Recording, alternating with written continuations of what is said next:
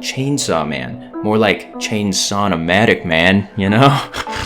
So, I have body-twisting levels of ADHD, but Studio Mappa, Fujimoto, and all of these directors did such an amazing job that I couldn't turn my eyes away. But what was so different about this slice of life called Chainsaw Man? Well, the first layer is movement. That's right, action fans, we're gonna be talking about what makes anime enthralling, the lifeblood of what makes you clench the pleather in your racing chairs. Dialogue.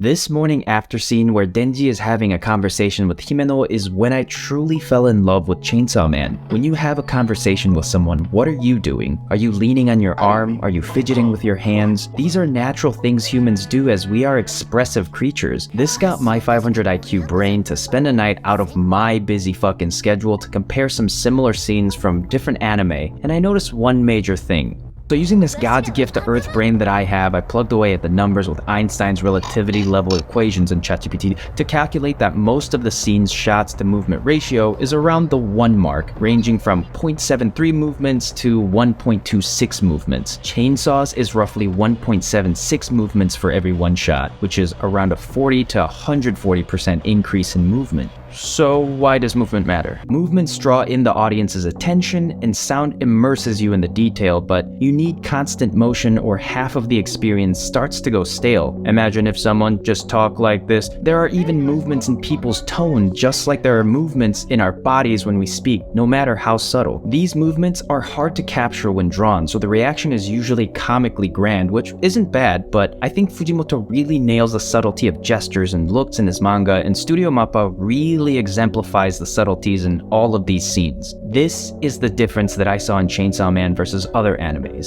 The frames are alive with little intricate and subtle movements that we don't really register, especially with their Hands. Did someone say hands? Oh yeah, those are some nice hands. CGI in anime has made leaps and bounds when you look at something like Beastars or the fights in Demon Slayer, to even some of the background assets in Chainsaw Man. We all know the potential that CGI can reach, but it's about time and budget. Many times studios have to use CGI when the designs are too complex. Honestly, I'm happy that we even got to see a 2D Chainsaw Denji. It sucks, but good studios like Mappa have to find a good balance of quality and speed to remain profitable. Because honestly, what are you not gonna watch the next episode of this amazing anime because of a couple CGI scenes? What the fuck? I hate the use of this CGI shit. I didn't know my monitor was a public fucking bathroom. There's literal shit all over my screen.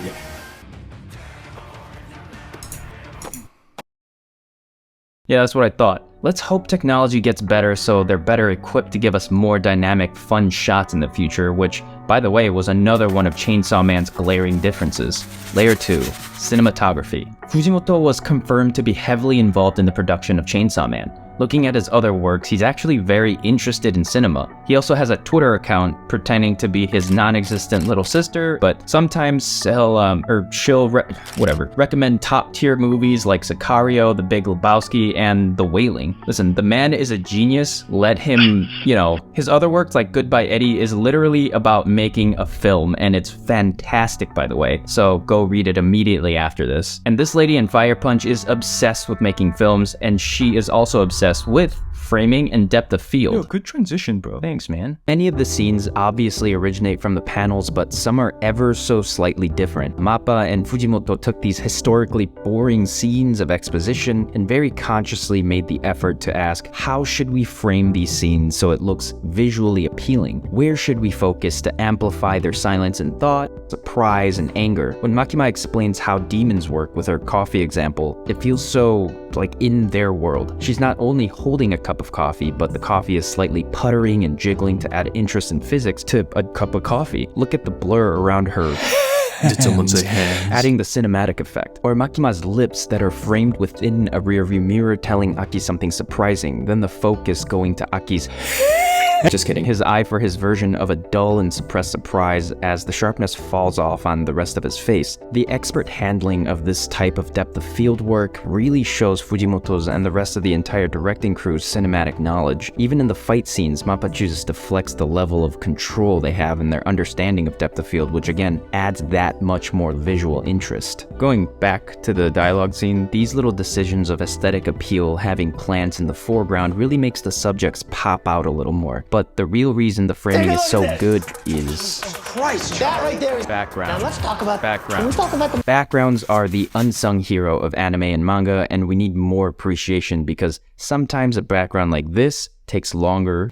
Oh, Jesus. A background like this takes longer than the animations themselves. And look, I understand that it's a budget and time issue, but so much of the anime that I watch is so artistically focused on only the characters that the world itself has none. Backgrounds are when you know the studio gave a shit, and it seems to me that the backgrounds never disappear in Chainsaw Man. The detailed visuals here add so much to the scenes as it sets more of a mood or a vibe. I don't think I've ever seen this level of detail in the backgrounds ever, and I think there are a couple reasons for this. One is Mappa knew they could flex, so why not? Two is the world is the setting that the characters live in, so when the characters are so dry, it's important to have the visual appeal. Not to say the characters are bad in any way, but Chainsaw Man isn't exactly dialogue heavy. In fact, I took a look at some of the scripts from other action animes, and it's on the lower spectrum of words, at least in the first 5 episodes or so. So visual information is heavily making up for the lack of audio information. More on this later on. 3 is Fujimoto or some of the other directors really love playing around with lighting, and they need a detailed background to show it off, and I fucking love them for it because lighting is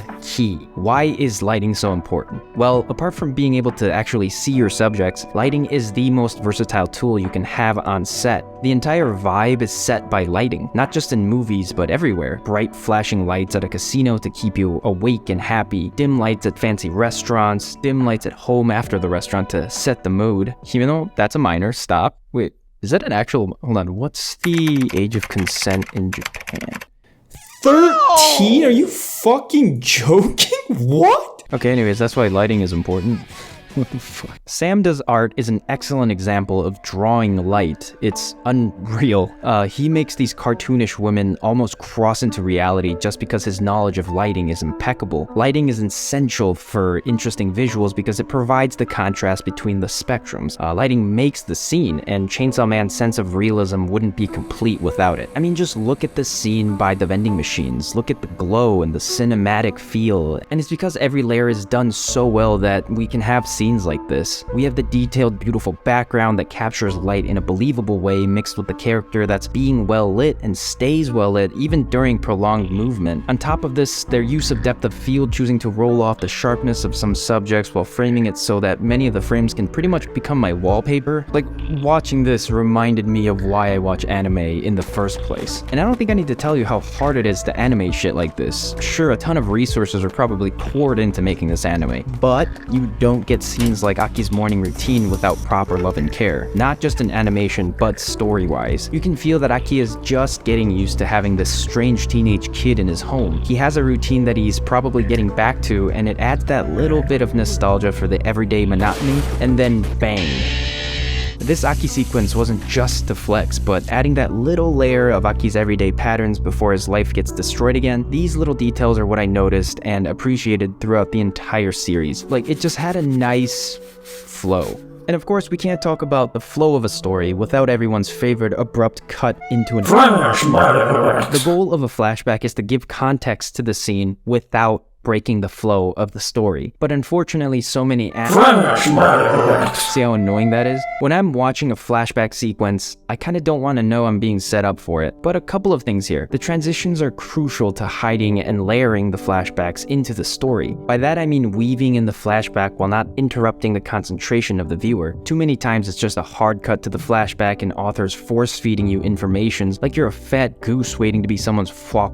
Fujimoto and the directors use at least one catalyst, and I think they use the correct types of transition for different situations, like rain for this miserable scene, this dope transition out of an older TV to turn the boring exposition into something personal for a character, and fading to black after being choke me harder mommied. Many of the flashbacks are linked by a relevant action being shown on screen, not just a white screen popping out of someone's forehead. An excellent example of this is when the homegirl is down bad and wants to go to Pound Town with it. She was seconds away from being not a felon because the age of consent is 13 in Japan. Japan kind of makes sense to me now. I am a felon, not.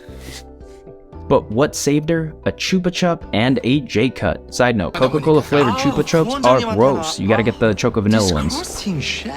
There has to be some level of context before you hit the audience with a flashback that interrupts the entire flow of the episode. So why do you see this gross Chupa Chup? Well, you start hearing the fading in of the goddess herself, Makima, calling to Denji. After a horrifying event to our boy, most likely caused by Himeno thinking about a Coca-Cola flavored Chupa Chup, well, okay, horrifying event is a strong statement. I guess a very enjoyable night to some others because we don't kink shame here. We get to see the importance of this puke-worthy candy. Hard cut back to the Chupa Chup, and now you have a scene that adds context to the decision he made and reinforces how strong his feelings are for Makima. So catalyst, mini-story, resolution, not just randomly placed forced information because the author forgot to mention it. Speaking of randomly placed information because the author forgot to mention it, let's go back to dialogue. There's a certain flow of dialogue when speaking in real life that writers like Tarantino, Sorkin, and Larry David do exceptionally well. In real life, what do we talk about? Well, things we're interested in, things we enjoy. We like to shoot the shit with people. We often tune in when we're interested in a topic and check out if we're not because we're selfish, narcissistic creatures. Most of the time, the topics are personal, not informational or objectively factual, and that's what makes dialogue interesting. The fact you get to peer into the mind of another individual and see their perspective or their take on the world. When the conversation stops becoming personal, I think that's when interesting dialogue crosses over into exposition and it kind of kills the flow. Have y'all seen Tenet? I love Nolan movies as much as the next Joe Schmo, and he has this amazing ability to make ridiculous concepts very digestible. But the problem then becomes the characters aren't characters, they're merely vessels to explain the world, and I think anime is plagued with this issue. Anime is a wondrous world where new and fascinating concepts are explored, but at the same time that's really hard to understand. The easiest path is to explain your problems using words, but the problem is that that's boring as all get out. Sorkin's magical ability is the fact that exposition is integrated with his dialogue, so that the two are inseparable. This 10-minute scene set up the character that Mark was and what he was trying to accomplish for the rest of the movie.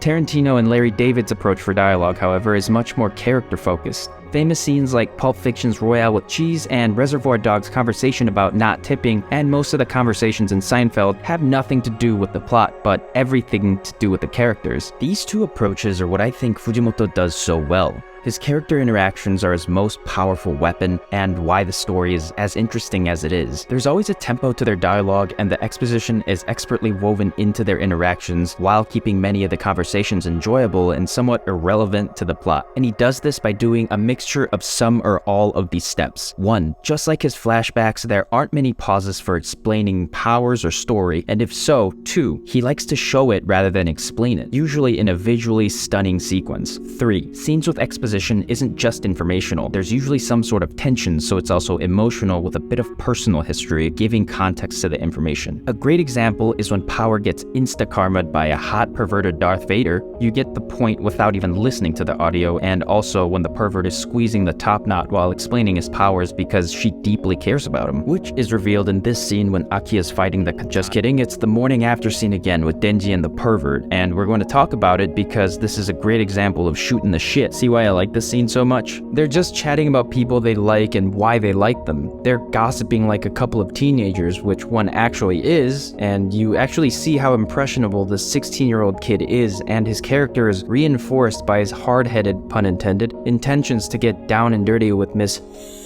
Hands. The other one is a sexual predator. Remember how I said Chainsaw Man erred on the side of less dialogue? I think this is why Denji's interactions with all of these crew members are precious. In the short time we get to see some of these characters chat, Fujimoto is able to make a real bond between all of them with no wasted dialogue sequences. Spoiler warning from here on out, alright? Shoo. From wanting to kill the dude to consoling him on the toilet, it's these short but sweet character interactions that made some of these deaths hit so much harder than I was expecting. Fujimoto said in an interview people die prematurely and without achieving their goals. He wanted the deaths to feel real and basically, sometimes you just die. Sometimes things just sort of end. Layer 6, liking and subscribing. If you want to see more content by me, I'm gonna need y'all to hit that like and subscribe button. I'm trying to release one video a month. Truly apologies to all of my older subbers. The past year has been kind of wild, like had some unavoidable shit pop up in my life and I had to take care of it, but I'm back. I'm going to annihilate your feed with one video a month, so, you know, look out for those. Love y'all.